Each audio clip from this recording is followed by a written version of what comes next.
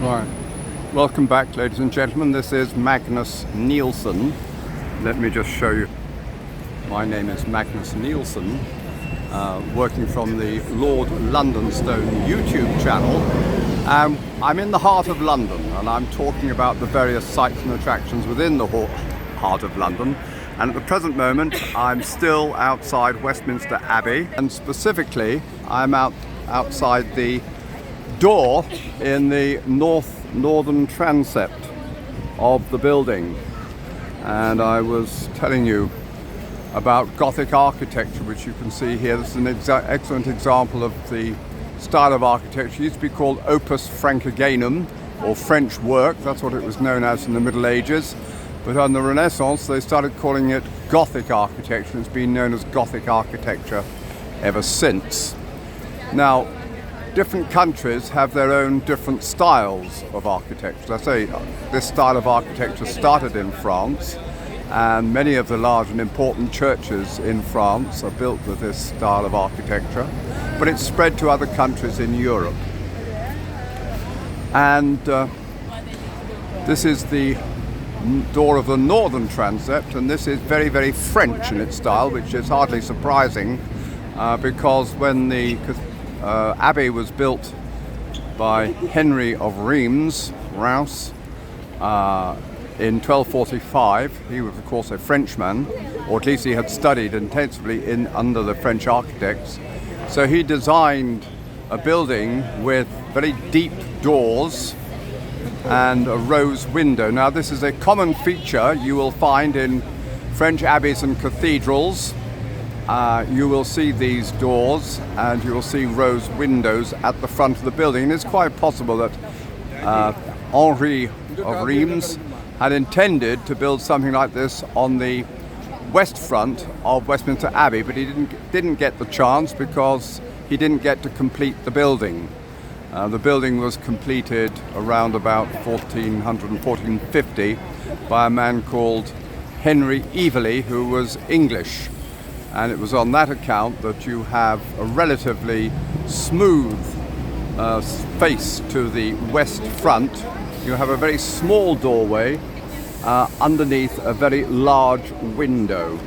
So you have the mixture of the two styles. You also have, as I say, these flying buttresses, which are a feature of Gothic architecture. And I think I've spoken to you about these before, about they do the important work of holding up the roof so that the weight of the roof doesn't bear down on the walls, so you can have large windows allowing in the sunshine. Okay, just bear around here to the left and you have the Church of St. Margaret in Westminster. And this St. Margaret, there are many saints with the name Margaret, but this is the original one. This is St. Margaret of Antioch. We don't know exactly very much about her. We know that she was living during the times of the Roman Empire, and the story about St. Margaret was that she had the misfortune to be swallowed by a dragon, and she was delivered from her circumstances by an angel who split the belly of the dragon open, and then St. Margaret emerged unharmed. And it's on that account that St. Margaret is now taken to be one of the 14 holy helpers, and specifically invoked by women who are in childbirth. But there are other Margarets. Became a very popular name throughout the Middle Ages and ever since. What makes this church interesting is that it is the last resting place of Sir Walter Raleigh. Sir Walter Raleigh was a courtier in the court of Queen Elizabeth I. This is going back to the late 1500s. And his great distinction was that he sailed across the Atlantic to found the colony of Roanoke in the part of that United States we called North Carolina, way back in 1585. Sir Walter Raleigh lived into the next reign, the reign of King James I, and he was implicated in a plot to dethrone James I, and for that he was confined to the Tower of London on a charge of treason. And he spent his time in the Tower of London writing a history of the world, which he never really got the opportunity to finish. he was then sent off by King James to go to what is now the country of Guyana, but not to do anything that would upset or annoy the Spaniards. Well, it's just in the nature of things that what he did was upset and annoy the Spaniards. So by the time he came back to England, it was thought that they'd have to cut his head off. They had originally intended to cut his head off way back in the early 1600s. They put him in the Tower of London instead, but they thought, well, they'll now invoke the death penalty, and he was beheaded in Old Palace Yard in 1618, and he was buried in this church. So we call Sir Walter Raleigh the founder of the British Empire. Now, this church is Church of England, Anglican, Episcopalian if you prefer, as indeed is Westminster Abbey. It broke away from the Roman Catholic Church at the time of Henry VIII. Henry VIII was seeking a divorce from Catherine of Aragon. He applied to the Pope for permission. He couldn't obtain it, so he thought the solution to the problem was to divorce the Church of England from the Church of Rome. And the Church of England actually has much of its theology is similar to the theology of the Roman Catholic Church, and much of its organisation. They have bishops and archbishops. The only thing about the English Church that makes it distinctive is that the services are repeated in the English language with King James's Bible. But not all the people in this country were satisfied with the creation of a Church of England. Some people wanted to go further. They wanted to completely disestablish the church from the state, and they wanted democratic elections for their pastors. And these people were called the Presbyterians, and they're very strong in Scotland.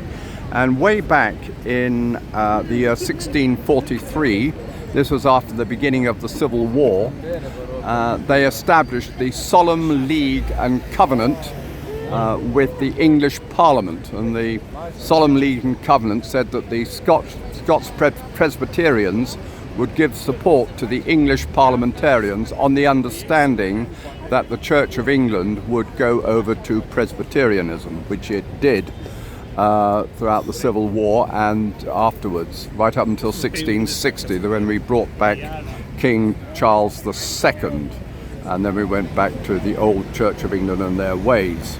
So, 1646, we also had this church as a place where they promulgated the Westminster Confession. The Westminster Confession is really the articles of belief of the Presbyterian Church, and they're still used and invoked even today. Perhaps not so much in England, but I think where you still have a flourishing Presbyterian Church, such as in America. Okay, so we'll move on from here, and I'll talk a bit about the Civil War, because it then becomes pertinent to what I'm going to discuss. The Civil War in this country broke out in 1642 and officially lasted until 1651. It was all over and done with by 1649 and the beheading of King Charles I. And it was essentially a quarrel between the King and Parliament as to which of those two had the last word in the government of the country.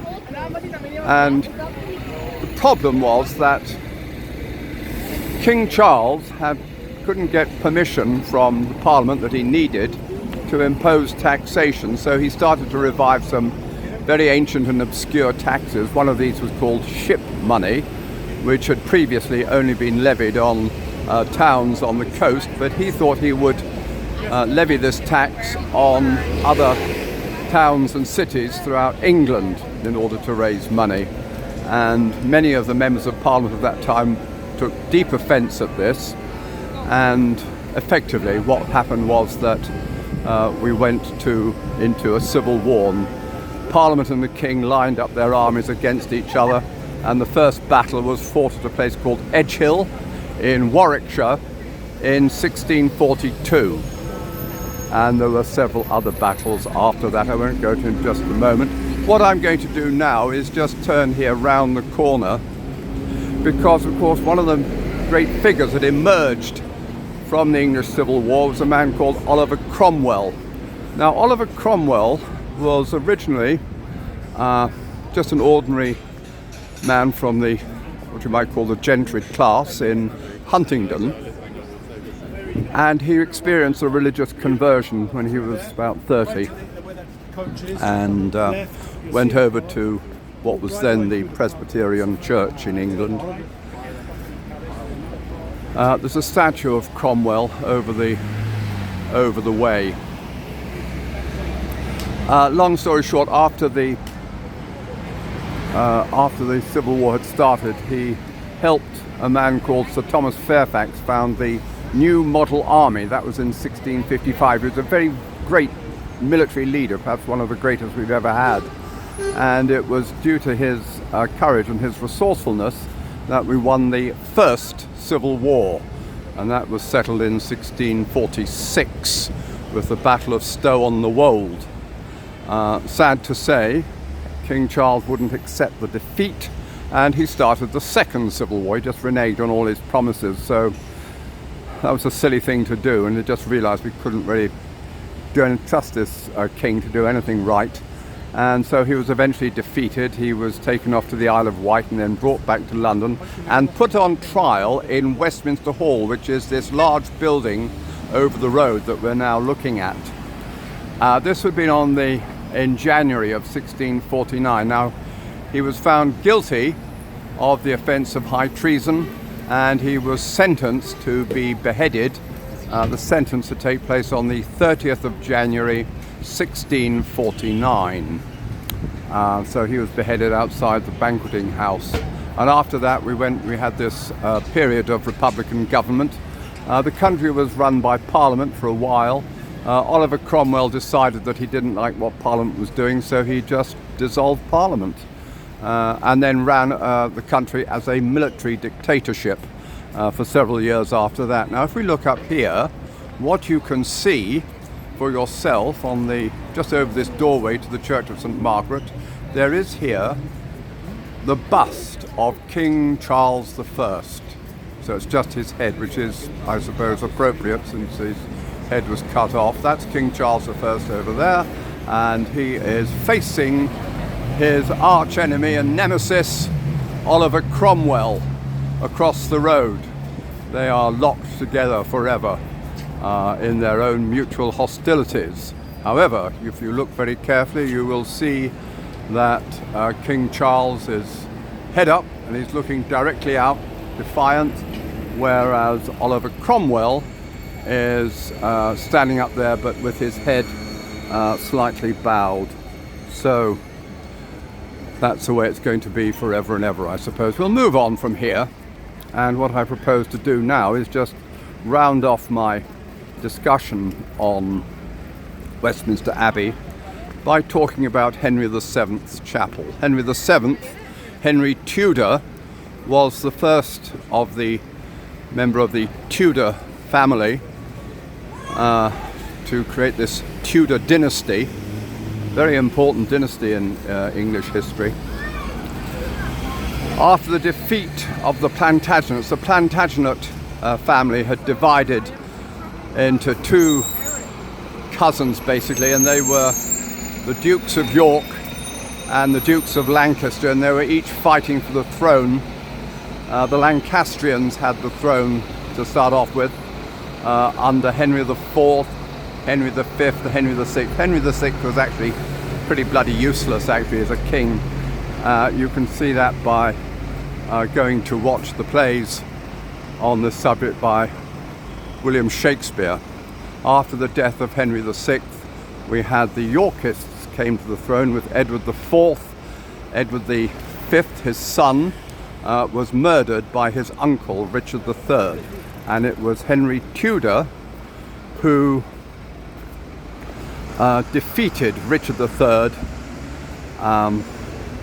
way back in 1485. Now then, as we make our way down, I think what I'm going to do is walk a bit further, and then I will point back to the Abbey, or to the chapel, just to talk a bit more about it. So you can see and get a fuller picture of what the Abbey has to offer. Now, Henry VII's Chapel was finished around about 1505. So it's very late Gothic, and by that time Gothic architecture had become much more elaborate and ornate. We turn around here. There we have it. This is Henry VII's Chapel. This was added on to the eastern end of Westminster Abbey. And it was built by a man called William Virtue, who was also responsible for the building and the decoration of St George's Chapel in Windsor, and also Bath Abbey, and so another chapel, King's College in Cambridge. Now, Henry VII originally intended this chapel for Henry VI, the Lancastrian, whom he called uncle. Actually, he wasn't an uncle, he was a rather distant cousin. But the point was that Henry VI, although he wasn't a very good king, he was generally regarded as a very holy and very religious man. And many people claimed to have experienced miracles when praying to his body outside, just next to his tomb. So the idea was to build this place as a special tomb for Henry VI, who at that time was buried at Chertsey Abbey. They applied to the Pope for permission to have him canonized, that is, to declared as a saint, but the Pope was charging far too much money, and Henry VII wasn't having any of that. So the process of canonization was stalled, and Henry VI is still stuck in the pipeline somewhere. So after that, Henry VII thought that he would use this building as a place for his own tomb, which he was buried there with his wife, Elizabeth of York. And other burials that have taken place here have been his grandson, Edward VI, his granddaughter, Queen Elizabeth, and another granddaughter, Queen Mary. Also Mary, Queen of Scots, who was another cousin of Queen Elizabeth, who was later beheaded. She became the mother of King James I. King James I is also buried in here, and he is the head of the Stuart family.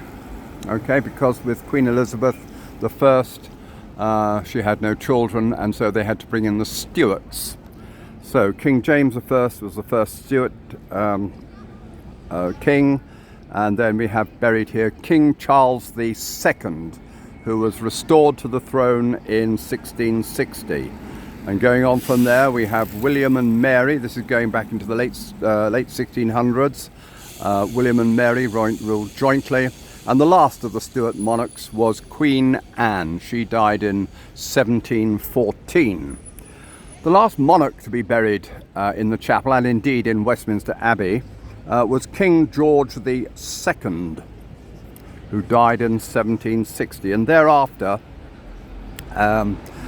after that, royal burials have tended to take place in St George's Chapel in Windsor Castle. Not all of them. Queen Victoria has her own chapel in Frogmore, but most royal burials, including the burial of Her late Majesty Queen Elizabeth II, has taken place in St George's Chapel. Now, I talked about Oliver Cromwell. I said Oliver Cromwell, after his death in 1658, he was buried here very briefly, and indeed there was Admiral Robert Blake was also buried here. He reigned, or should I say, he was the leader of the British Navy during the period of Oliver Cromwell's protectorate. And he was actually a very skillful admiral, and he was actually defeated the Dutch and the Spaniards and the Turks, and he had won great acclaim. He was actually the best admiral we had before Nelson, and he was buried, as I say, here. But after the restoration of King Charles II, what they did is they dug up Oliver Cromwell, and they dug up Robert Blake, and they reburied Robert Blake, I don't know, somewhere in the grounds of the churchyard of St Margaret. But Oliver Cromwell, of course, his body was taken up to Tyburn Gallows near Marble Arch, and he was hanged there. And after that, his body was chopped down, and they threw it into a lime pit, and they took his head. And that had many mysterious adventures, and it's now ended up in Sydney Sussex College. So just come round here a little bit and get perhaps a little bit closer to the King Henry VII Chapel. This is the home for the Order of Chivalry known as the Order of the Bath, and that is the second most important Order of Chivalry in this country. The most important is the Order of the Garter, which has its own chapel in St George's Chapel in Windsor Castle. But this is the Order of the Bath. It was founded by King George I in 1725, and the knights of the Order of the Bath can include foreign nationals. Rudy Giuliani, former mayor of New York, was given a knighthood. Not that he can ever use it in America because they don't recognize titles, but he is a knight of the Order of the Bath, as indeed is Lech Walesa, who led the Poles again in their protest way back in the 1780s.